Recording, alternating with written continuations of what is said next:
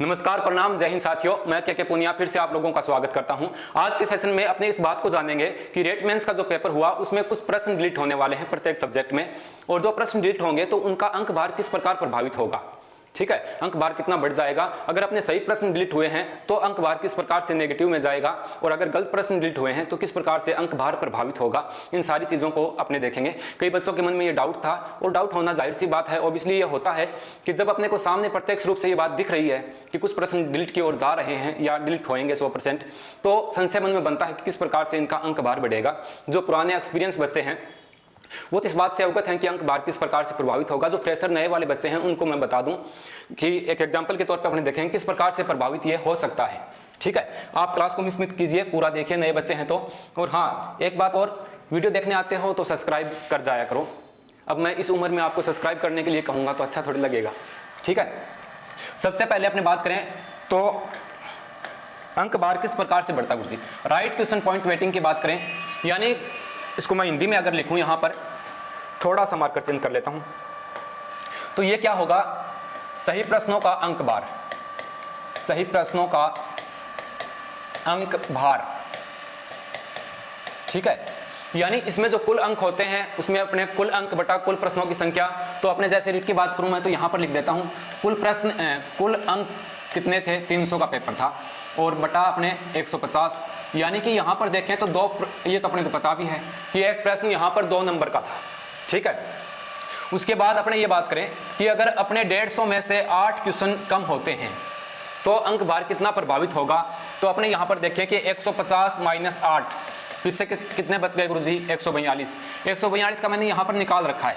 ठीक है, इनको अगर कट करेंगे तो एक प्रश्न पहले जो प्रश्न 2 नंबर का हुआ करता था, 8 प्रश्न अगर डिलीट हो गए तो अपने क्या प्रभाव होगा। तो देखो, वही जो ऊपर 2 नंबर का था वो 2.1126 का हो जाएगा। ठीक बात है गुरुजी, अंक भार बढ़ गया ना। ठीक है, अगर 8 क्वेश्चन डिलीट हुए तो पीछे देखो, अब ये नहीं करेंगे। पीछे पहले क्या होता था कि जो भी प्रश्न बचते थे वहीं पे जोड़ देते थे, यानी कि 142 प्रश्न है तो 142 का 2 गुना निकाल करके वो कर देते थे कि 142 दूनी कितने होंगे तो इतने अंक का ये हो जाएगा।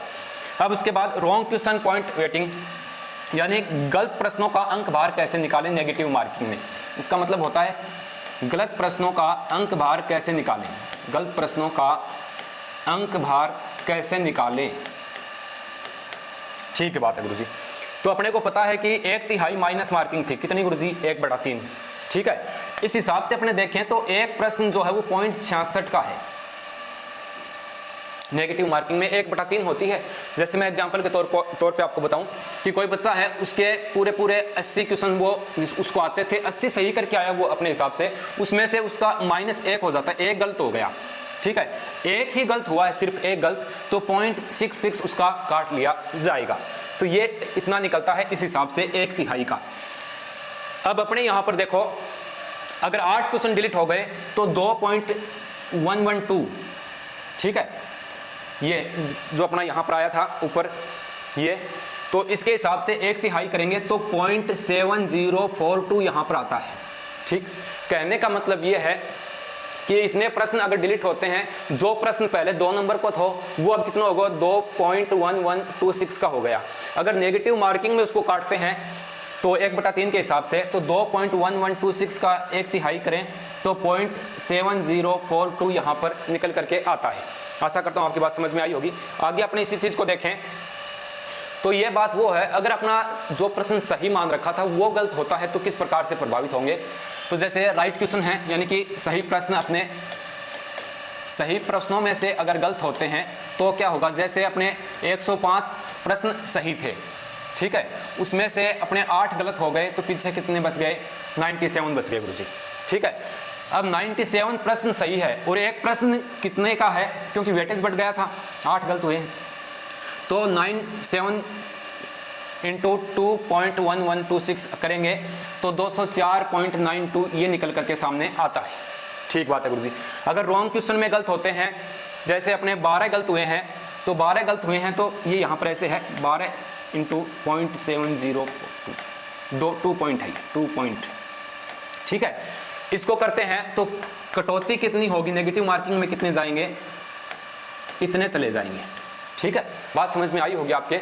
अगर सही प्रश्न जो है उनमें से गलत होता है तो अपने जोड़ेंगे अपने तो 2.116 हो जाएगा। नेगेटिव मार्किंग करेंगे तो अंक बार जो बढ़ा हुआ अंक बार है ना, उसी हिसाब से नेगेटिव मार्किंग यहाँ पर होगी, तो ये इतना होगा। तो इस हिसाब से ये अंक बार जो है वो बढ़ता है।